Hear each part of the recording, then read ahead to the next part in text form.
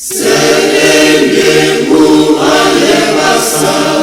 na murime abu Sewaliswa mu ayedu Udemunu nina Sikanje mubya eshibe Wosura sasiso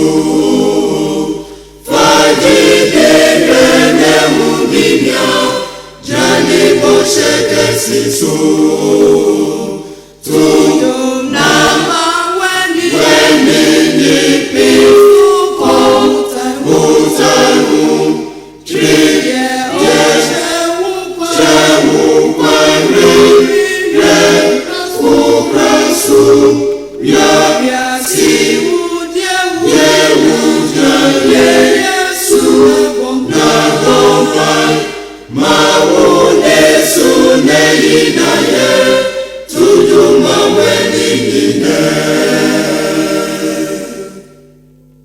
Yeta yemre amanimu Yegyare uniya Ebinu tiboni musu Owo miasuna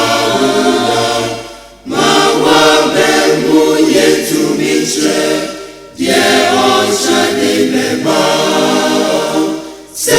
Semulukum yijemupa